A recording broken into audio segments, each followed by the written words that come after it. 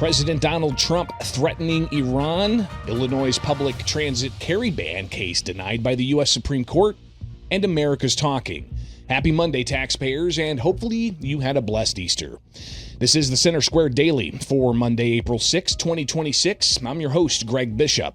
President Donald Trump just dropped a blunt warning to Iran. Reopen the Strait of Hormuz, or by Tuesday, face a brutal attack. This critical checkpoint handles 20% of global oil. And one wrong move, your gas price spike might happen again. The closure of this crucial waterway has already sent global energy prices soaring across the globe and strained U.S. consumers, raising fears about a broader conflict with significant economic and geopolitical consequences. On Easter Sunday, the president posted this message on Truth Social. And to paraphrase, he said Tuesday will be Power Plant Day and Bridge Day, all wrapped up in one in Iran. There will be nothing like it, he said. He urged them to open the strait and said, just watch, or else you'll be, quote, living in hell. The president not being in front of cameras for several days in the midst of operations to recover a downed pilot who was in Iran, he did get in front of cameras outside of an Easter egg roll at the White House. He was asked by reporters about his strong language toward Iran on social media. Only to make my point, I think you've heard it before. And you know, the people there now are much more reasonable than the lunatics that you had in phase one and phase two. They were lunatics. The people that we're negotiating with now on behalf of Iran are much more reasonable. You can call it what you want, but I call it regime change, and I think most people are giving us credit for that. The first regime was taken out, the second regime was taken out. Now the third group of people that we're dealing with is not as radicalized, and we think they're actually much smarter. Now, weeks into this ongoing conflict, the president was also asked about the Iranian citizens on the ground and their sentiments towards the United States military operations there. The Iranian people, when they don't hear bombs go off, they're upset. They want to hear bombs because they want to be free. If they protest, if they go out in the streets, they will be immediately shot. They don't have guns. You know, we sent some guns, but the group that was supposed to give, which I said would happen to my people, I said it, I called it exactly. We sent guns, a lot of guns. They were supposed to go to the people so they could fight back against these thugs. You know what happened? The people that they sent them to kept them because they said, what a beautiful gun, I think I'll keep it. So I'm very upset with a certain group of people, and they're going to pay a big price for that. But the Iranian people will fight back as soon as they know they're not going to be shot and as soon as they can get weapons. Now, the president does hold a news conference later in the day where he's expected to be asked a ton more questions. But First Lady Melania Trump there with the president at that White House Easter egg roll, asked by reporters what her message is for children in war-torn areas during this conflict. All of this is happening for their future, so they will be safe in years to come. We're keeping them as safe as we can possibly keep them. But we're fighting for their parents, their grandparents. We're fighting for them. We're fighting for their future. Hopefully it can be over with quickly. Again, there are lots of different alternatives. We have many alternatives. We could leave right now, and it would take them 15 years to rebuild what they have. We could leave right now. But I want to finish it up. Iran, ready, cannot have a nuclear weapon. They are lunatics, and you can't put nuclear weapons in the hands of a lunatic. Thank you very much. Now, since the start of the conflict at the end of February, U.S. gas prices have climbed about $1 or more per gallon, with the national average recently hitting $4.11 per gallon. And with U.S. military operations costing an estimated $1 billion per day, analysts have said a prolonged war could drive a significant increase in defense spending and further impact the federal budget. We'll definitely keep you posted on that ongoing and developing story at thecentersquare.com. And from the White House to the U.S. Supreme Court, let's bring in the Center Square's Andrew Rice to talk about some of the latest decisions that the justices are making concerning you and your rights. Welcome in, Andrew. It's good to see you. And a lot of activity expected in the weeks ahead. Still a lot of things that the Supreme Court has to handle, but also decide upon. But they did make some decisions today after going into conference last week with a slew of cases. They came out today with an orders list, and one in particular, a lot of people in the land of Lincoln looking at, and that's the Schoenthal case. Tell us what this case is about and what the U.S. Supreme Court decided today.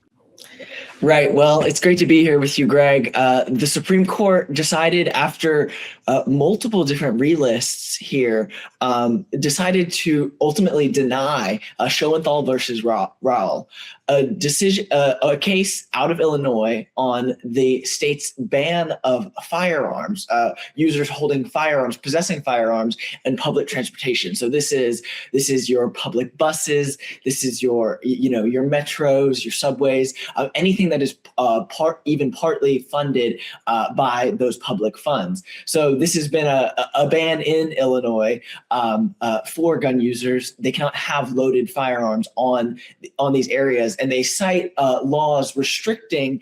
The state cites laws restricting guns from being in, quote, sensitive places. That's an area like a courtroom or a school or other sensitive areas like that. They say that these sensitive areas, public transport in those sensitive areas are pretty much the same.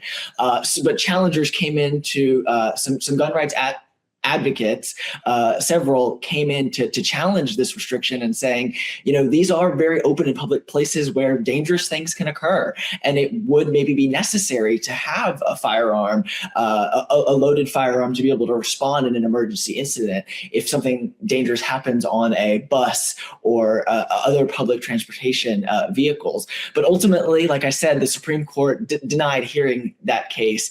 And it'll be interesting to see as they move forward, because the court is looking at a lot of different areas of gun laws, particularly with sensitive cases and some other decisions. So it'll be interesting how those other decisions maybe affect this law in Illinois moving forward. A lot of the other things they're going to be looking at are prohibitions of individuals being able to own and possess certain types of semi-automatic firearms. Andrew, did the Supreme Court give any indication, or sometimes they might just put out cert denied, and cert is that request from the litigants to say, hey, Supreme Court, please take our case, right? What did they say, if anything, other than just the denial in this particular case out of Illinois? Right. That's a great question, Greg. They pretty much flat out denied it. This was a pretty much plain and simple cert denial from the Supreme Court. It was listed among many other petitions that were requested at the court, but they pretty much the justices on the court straight up denied this case. Now, I know in a previous case about Illinois' gun ban, for instance, when it was on preliminary grounds, and again, you've got kind of two tracks here.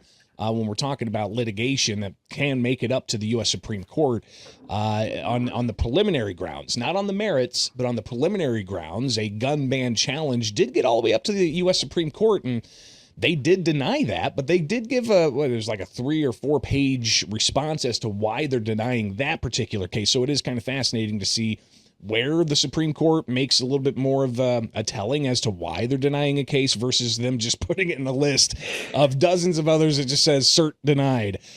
So Andrew, obviously, I mean, this is a fascinating case because you had a district court that had this case, and the district judge sided with the plaintiffs 2 years ago, saying, yes, the law is unconstitutional, but only for these 4 plaintiffs. And in that district court, the judge had to bring in the state that was trying to defend the law to chastise them in open court because they had said after the judge made that ruling, several people were shot and killed on Chicago's CTA on the Red Line. And the judge there said, hey, you can't make those kind of connections. My ruling has nothing to do with somebody who doesn't have a FOID card or a concealed carry license and shoots somebody. So it was interesting to hear and see that. And then when it got to the appeals court sided with the state, reversing the lower court's decision there. That kind of difference, right? You've got the circuit judge saying one thing, but the appeals court saying another. This issue clearly is not resolved. Yeah, certainly. And it's very interesting that the court didn't pick something like this up, because they do tend to like to pick up cases where there is a circuit split in the lower courts. So just like you mentioned, the district court and that appeals court, they issued very vastly different rulings in this case. So it is very, very interesting that the court would deny this case, and especially deny it without having any kind of explanation, like I said previously. Yeah, and again, fascinating to see this, and a lot of people in Illinois in particular, and quite frankly, Second Amendment, concentrated individuals across the country. They're very interested in these types of cases, and this one in particular. I guess we'll just have to see what happens next and what the plaintiffs are going to be doing about this. We do have requests for comments from the plaintiff's attorney, and hopefully we'll be able to share that with the Center Square audience. But Andrew, we have a slew of other cases concerning Second Amendment rights that the U.S. Supreme Court really hasn't made a decision one way or the other quite yet, and several of them are from Illinois and other states. What happens then if they have this in conference on Friday, but they don't really tell you what they're doing Monday? That gets just relisted and they have to talk about it again, and people have to continue to wait? Yeah, exactly. I mean, that is really the case here. There's a lot of continuing to wait. There are, I will mention, some high profile other Second Amendment cases. There was previously heard arguments in a case somewhat similar to what we're seeing in Illinois out of Hawaii about the quote vampire rule, where concealed carry permit owners cannot come into a public business or a beach or something like that, these public lands, without permission from the owner of that area. So there's a chance that the kind of wording that's used in that ultimate decision that the court will release, we're looking at June, could influence how laws in Illinois are determined. That could really have a very significant influence on specifically the Second Amendment case and this issue. Looking ahead, we also have lots of different issues, particularly looking at immigration moving forward. On April 22nd, the court's expected to hear a big case, Bondi versus Lau. This is going to be whether temporary residents, lawful residents, but temporary lawful residents in the United States who commit crimes can be issued on probation, and how they can be adjudicated when a lawful permanent resident commits a crime here in the United States. It's based on a very significant criminal conviction about of a Chinese immigrant who was convicted in a trademark in a trademark issue.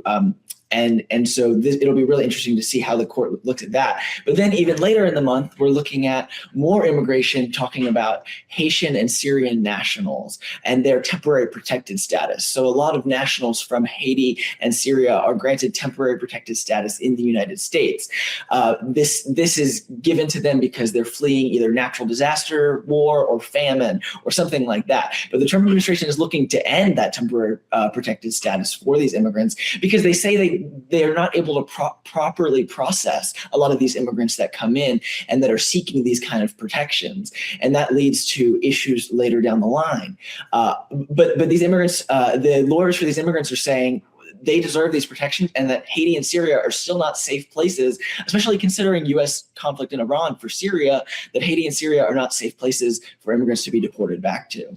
It's clearly some major decisions we're going to find out later on this summer, and a lot of discussions going to be had in oral arguments.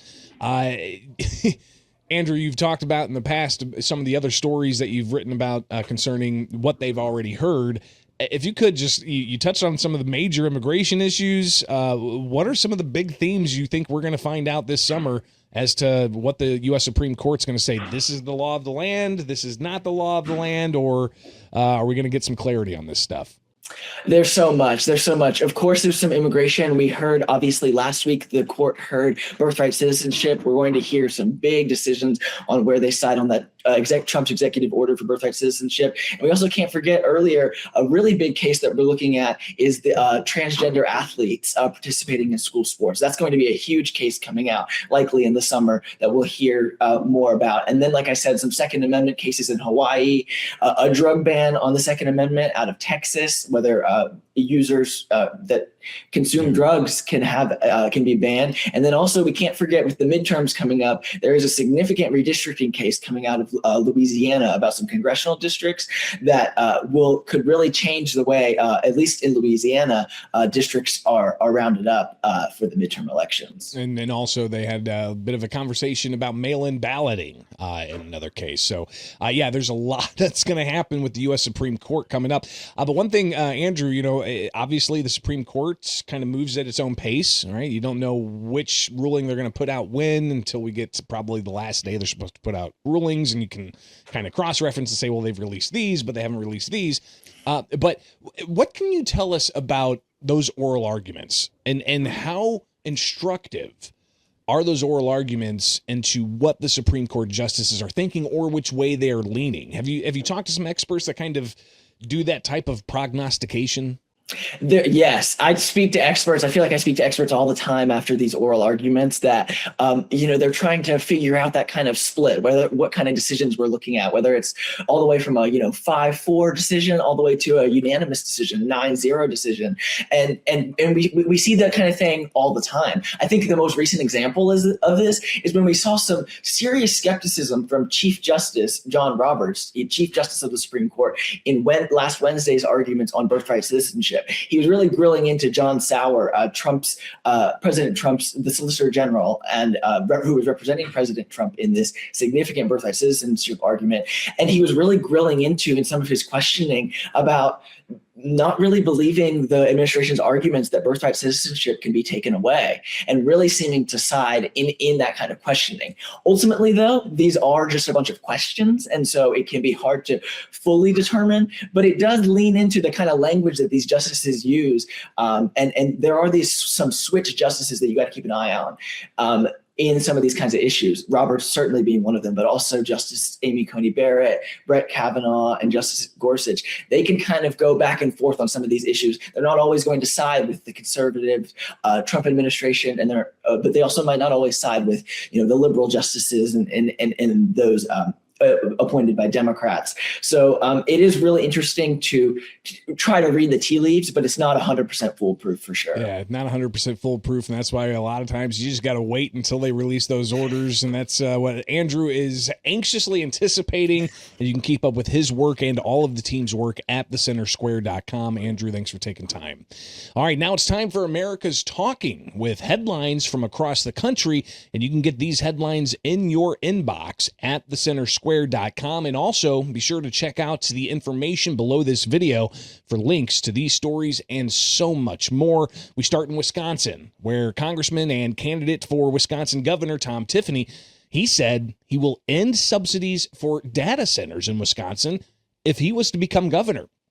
He was responding to a video highlighting both proposed increased energy rates and the many tax exemptions for Wisconsin data centers. We Energies is proposing a 14% increase in energy prices over 2 years after multiple energy increases were approved by the Public Service Commission last year. Also in Wisconsin, the governor is vetoing several bills. Tony Evers vetoed a pair of bills Friday that would have exempted overtime pay and cash tips for state income taxes. Assembly Bill 461 would have matched a temporary federal income tax exemption on overtime that would apply to the extra pay received for those working overtime up to $12,500 per year for an individual or $25,000 a year for joint filers. That exemption is targeted at middle-income residents and is phased out for those making an adjusted gross income between $150,000 and $275,000 as an individual, and about double that for joint filers. Another bill, Senate Bill 36, would similarly have created an exemption for up to $25,000 in cash tips from state income tax. In Washington state, the battle over that state's income tax continues. Let's Go Washington suing the Secretary of State there, Steve Hobbs, over his decision to block a public vote on that new state income tax law. Now, the Political Action Committee claims that the Secretary of State misquoted the Constitution in denying their request to allow for the voters to have a say in this matter. The argument centers around an emergency clause in the bill's language that blocks any potential referendum to repeal the tax, which was signed into law by Governor Bob Ferguson after much debate.